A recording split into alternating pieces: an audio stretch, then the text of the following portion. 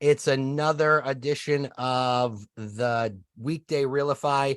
If you're new to the REALIFY calls, other than today, we talk about marketing and branding and how you can create a big business with that. So if this is your first time to the REALIFY calls, what the heck is it? REALIFY is a real estate training program that helps agents create a memorable and trusted brand through what we call capturing the curious. Agents are going to learn how to market their real estate business through their brand identity, their promise, values, and more. And with the strategies they learn to put into place, they're going to lead generate without the lead generation. So they're going to learn how to brand themselves as a certain type of business, whether it's events, media, video, whatever the case may be, because true customers are captured with marketing that contains empathy and service. So thank you for being here. We have a super special guest.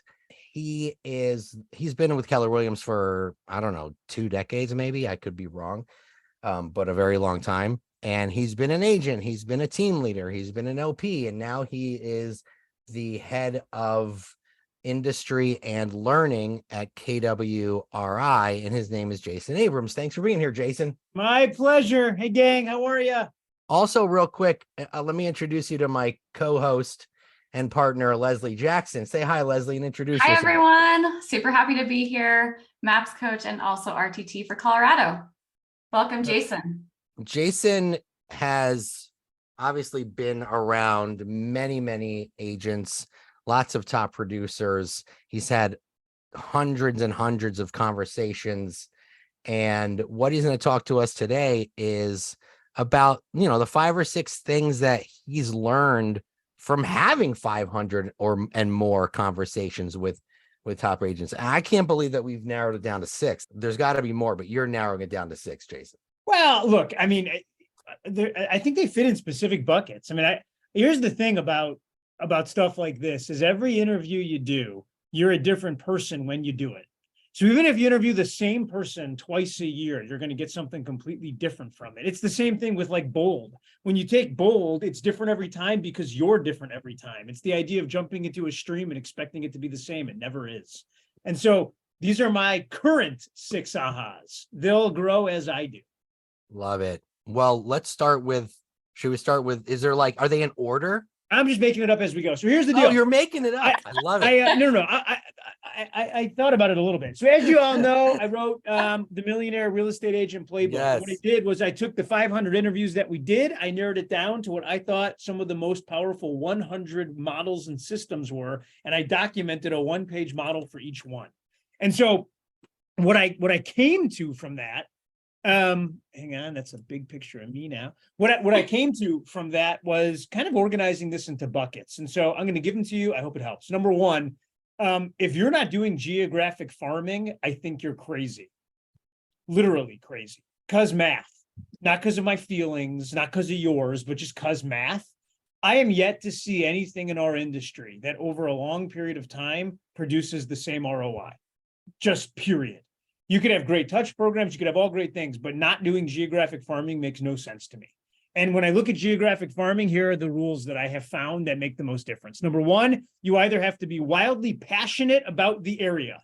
An example of that is, I'm crazy about the Michigan Wolverines. I am going to be at every home game. I'm going to wear red and blue to my wedding. I am going to sell homes in Ann Arbor. So I want to go hang out in Ann Arbor, Michigan.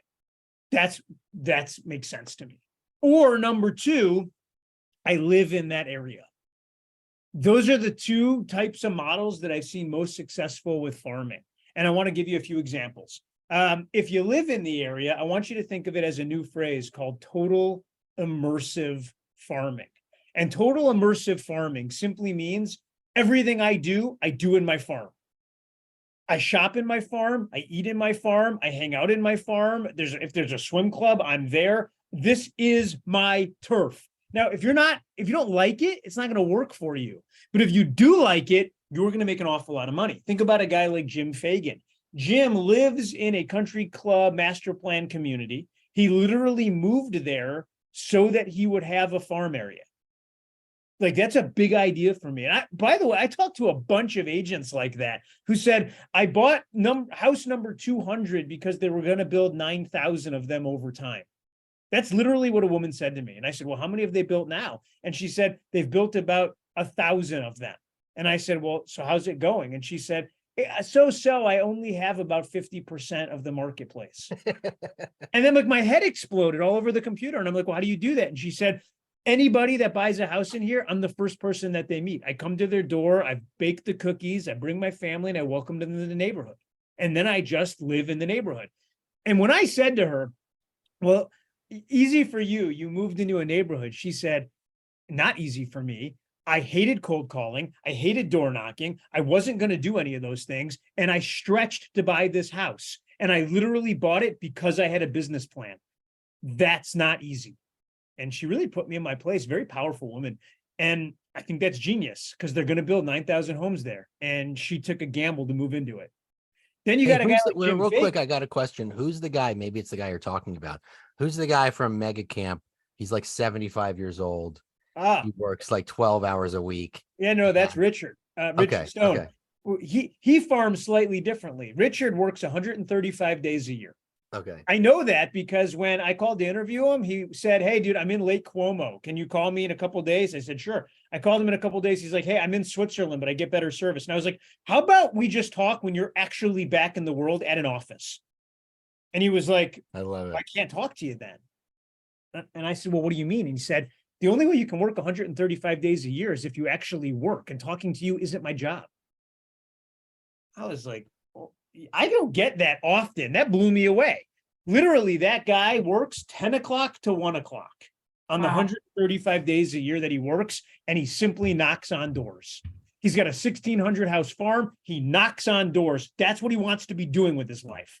And when I said why, he said, because on those days I walk between 6,000 and 10,000 steps. I'm 76 years old and they make a couple $1 million a year. It's all working out for me. And I said, well, dude, what's on tap for you next? And he said, let me tell you my 10-year plan. And I said, Richard, you're 76 now. And he said, I know, I don't want to overwhelm you and give you my 20-year. Blew me away. That guy is such a badass, Nick. Anyway, that's one way to farm. Jim Fagan's got a different way to farm. Jim says the key to farming is having giant parties in your front yard, which I had never heard of before. So what he does, once a quarter, the guy throws a blowout party in his front yard. And half of it is for kids. There's a bounce house. There's a hot dog vendor. There's cotton candies. There's all this stuff for kids. The other side of the yard is tables with linen napkins for adults. And the adults sit and they watch the kids lose their mind once a quarter. And you know what? It's so effective and he gets so many people that the HOA came to him and said, dude, you got to stop having these parties. And he said, why? And they said, because no one's coming to our shit anymore.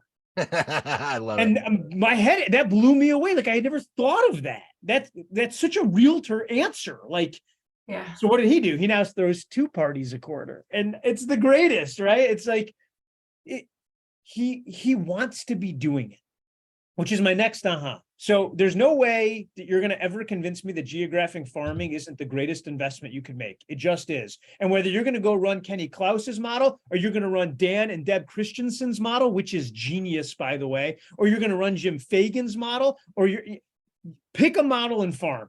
And the only reason you wouldn't do it is, number one, you're getting out of the industry. No one raised their hand or it's going to get weird. But like, if you know you're just not going to be here next year, don't start. Number two, you don't think you have the money to do it.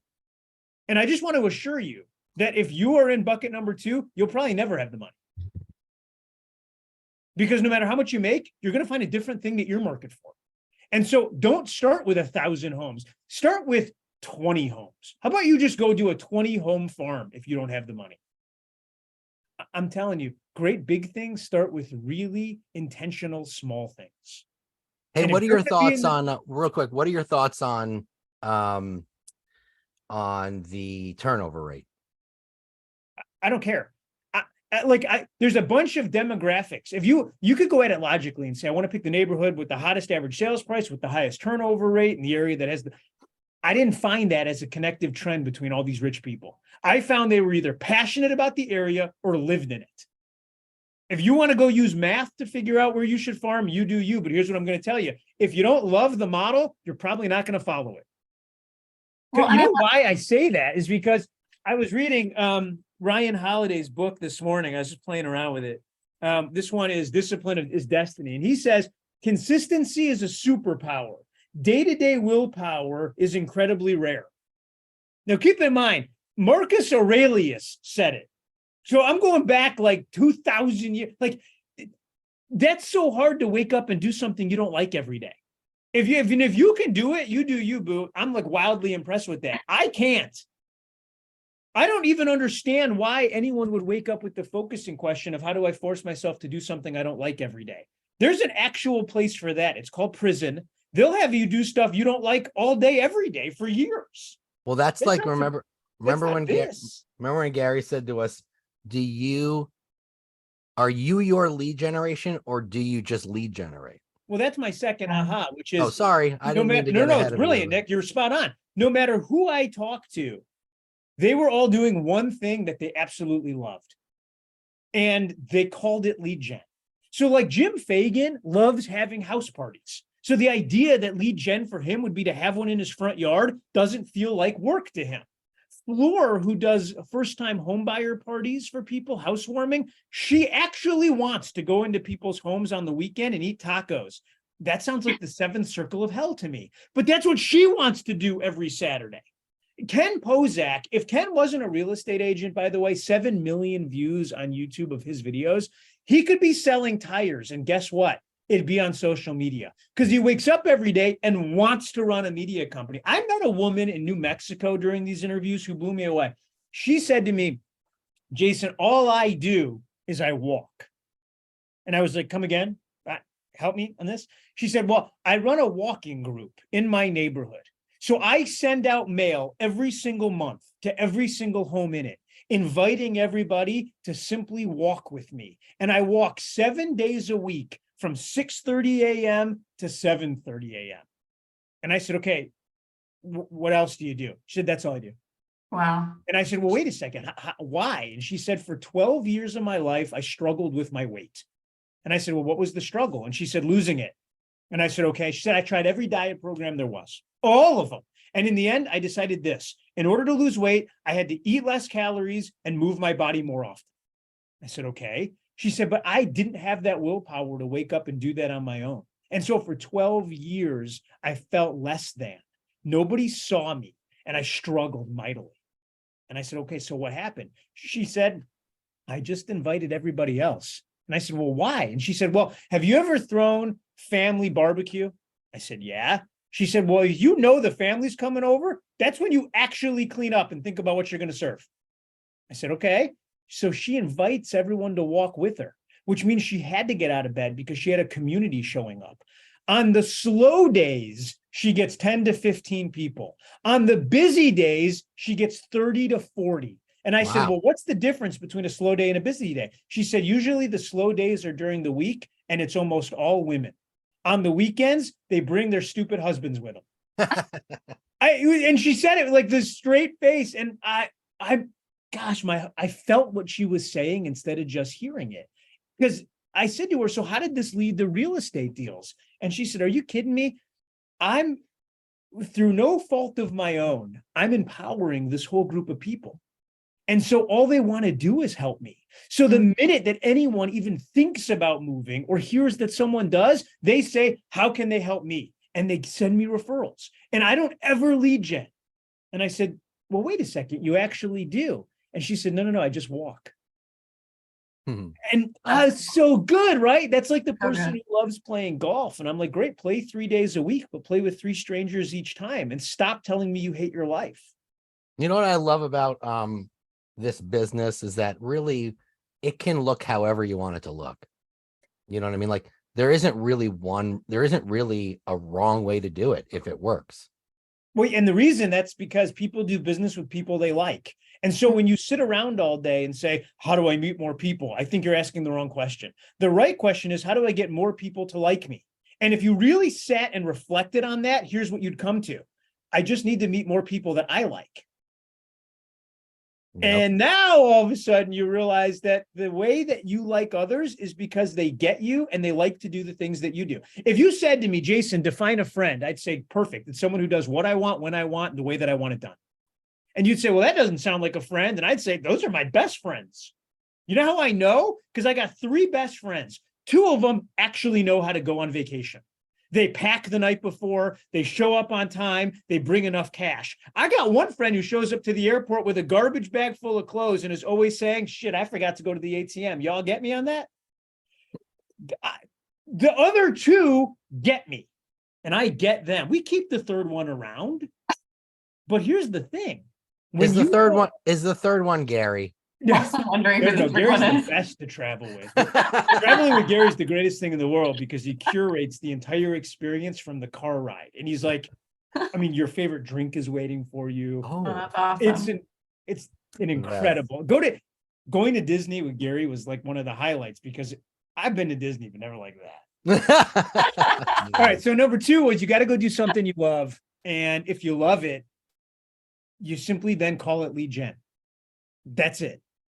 Number 3 that I had was you're all probably doing too much. Everybody that I spoke to pretty much told me I do this one thing. I met with the guys, Coalition Property Group. They throw events. And their thing is they get 350 people to show up to an event and everyone pays $50 at the door. My biggest problem when I was running my team was no one would show up to the events. And I was like, we got to get more creative to get them to come. They won't let you in unless you buy a ticket. And when I said to him, how do you do that? He said, I'm going to paraphrase, but he pretty much said, I want you to think about your first wedding. Okay. You agonized over every detail, the colors, what they were going to eat, what music was going to be playing. Like somebody agonized over that. What was the gift bag? Like every detail. Now think about your second wedding. Got a little weird. Just bear with me. All you did was eat at it, probably. Everything else was everything else. And I said, okay. And he goes, the difference is I treat every event like the first wedding. I want to plan every detail. I ask, what's the perfect color? What's the perfect song? What's the perfect drink? How do I curate an experience that they are going to talk about for the next 3 months? Guess what, y'all? I would hate that job. But he loves it. He's literally an events company that happens to sell real estate. And it hit me so hard, which is when you don't do something you love, which leads me to my third point, you're going to have burnout. The number one question we got when we pulled from agents is, how do I handle burnout? And I could have given you the answer because we researched it, but I'm going to give you a different way to think about it. The only people that burn out are the ones that are doing stuff they don't like. There's nobody that comes and says, I love what I do every day. I am so burnt out. You don't hear that because the solution for that person is no problem. Take a long weekend. You go hit up Calabre, come back, you're going to feel great. True burnout happens when you wake up and do things you don't enjoy repeatedly. And the most extreme cases of burnout happen when you do the things you don't like repeatedly and see no way to stop. That's when true burnout happens. And so you want to not burn out? Great. Stop doing the stuff you don't like. Jason, doing more you do. Jason, I feel like this goes kind of back to number 2 around lead gen, right? Like I feel like there are a lot of people that overthink the lead gen process. You know, they're doing it, they're tracking their numbers, but they're forgetting why they're in it. And they're forgetting why people are going to hire them, right? So what we've heard today so far is that it's simple. You just go build relationships and do it in the communities that you love and are passionate about. And if you do that, then it won't lead to burnout, right? Yeah, I think that's 100% right. The caveat that I'll make is as soon as you say that, people then say, well, how do I build a relationship? And you're overcomplicating it. The best relationships are the ones that were born from shared experience. And I don't care what you like doing, somebody else likes the same thing. Nick, no, there's this kid in Grand Rapids, Michigan. I call him a kid. He's in his 30s. He loves playing board games. I don't. I'm an adult. But that's what he likes to do. So every Thursday night, he goes and from 5 o'clock to 7 o'clock, he rents like 8 high top tables in a bar. And he sets up 8 board games. And you know what's whack to me is that there's a group of people that want to finish their workday and come play sorry with this dude. I don't understand that. I don't want to be doing that. But you know what? This bar is packed with people that do. And he looks up and thinks I'm the weirdo. And you know what? He's now the mayor of Game Town. This whole group conspires to make his life better because he makes their lives better. Which brings me to the fourth thing, right? Which is this idea of I hate my business and therefore I hate my life. And don't tell me that there's not people that are living that. You know how I know? because of all the interviews that we did, not a single person used the word happy. They used other words: dominant, hustle, conquest, wealth. I talked to people that were making 5-6 million a year. And you know what word didn't escape anybody's mouth, even accidentally? The word happy. Which is why we spent, Gary and Jay and I, we spent a week trying to understand happiness. Because what the hell is the point if no one's happy? And here's what we came to: that happiness was this multiple layered thing, and that there were 3 main levels of happiness. Number 1 is contingent happiness. I'll be happy when. I'm happy because.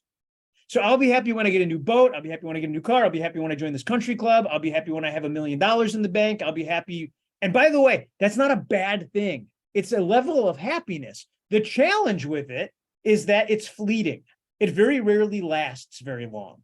The benefit to it is that you can go conspire to make it happen on your time tomorrow, which allows you to fool yourself into thinking that it will actually make you happy long term. The next level of happiness is simply disposition, meaning I choose to carry myself as a happy person, regardless of what's going on around me. And the greatest example of that, I don't know where that book went, it's The Happiest Man in the World. And it's this Holocaust survivor that outlays the story of his entire family being wiped out in the Holocaust, and the happiness that he finds living in the Auschwitz concentration camp. Yeah, And I read he that lives to book. be 101 years old, by the way. It's a quick read. It's an It's incredible. like 200. Yeah, it's like Wow. happiest man on earth. Yeah. And the point of it, though, is that you can choose to be happy at any point, no matter what's happening to you. That's the second level of happiness. The third level is I'm happy with my life. I want to look back and say, I'm glad I did, not I wish I had. And we got this idea from The Regrets of the Dying. That's the name of the book. It's written by a hospice nurse who helps over 6,000 people walk through the final doorway. And she orders the top 5 things that their biggest regrets are when they die. The number 1 regret by far was that they didn't live their life. They lived life for other people. They didn't follow their dream. They stayed in a relationship they wish they hadn't. They weren't true to themselves. They didn't say what they wanted to say. They didn't do what they wanted to do. They lived for others. That was the number 1 regret. And so my lesson on number 4 was, if you're not doing something that makes you happy and you own the company, then joke's on you. Because you can wake up and choose to do whatever you want. And you can choose to find happiness within it.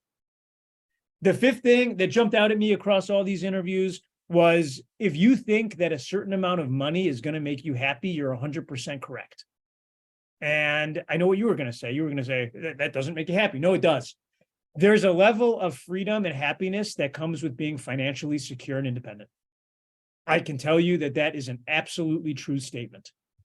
And if you don't know what that number is for you, then you are going to constantly feel not secure or out of control.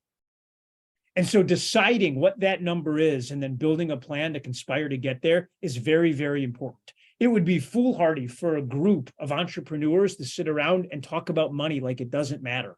It does. It's okay to be a capitalist. You should have a plan to have a lot of money. Which then led me to my 6th thing, which is making money is not creating wealth. We, in this industry, we sell houses to help other people's real estate dreams come true. The byproduct of that is we make cash. Does everyone agree with that? Yes. Great. Mhm. Now you got a problem. The problem is you got to choose what to do with that cash.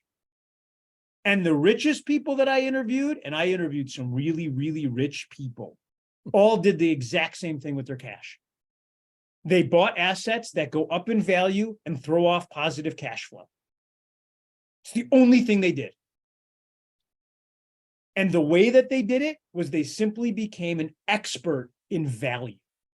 They were able to understand the value of the things they were acquiring. So if you look up and you know the exact cost of this cell phone, or the exact cost of your Nike shoes, or the exact cost of the new Maybach, then you are a master of value of things that don't matter. You've mastered BS. The richest people, they mastered things that go up in value and throw off positive cash flow. And that was across the board. Nick, those were the 6 things I learned. I hope Leslie took better notes than me because I'm, I did. Thanks, because Jason. I'm so bad at listening and taking notes at the same time. Well, like I said, I took all of the things that I learned. Yeah, and I literally ordered wrote that. It just hasn't come yet. But I it's on the way. literally wrote it in the book. So Yeah. it's I would submit to you that it's the best $20 you'll spend because it costs $52 to print it. So I can't tell you it goes up in value, but I can tell you you're winning from Jump Street. Maybe Nice. I someone love could it. put the link in the chat for our friends here. Yeah, I ordered it. They were out of print because they didn't expect it to be as popular. Hey, you're a best-selling author now, Jason. Well, everyone said on your wildest dreams, Jason, how many will you sell? And I said, I don't know, 1,000.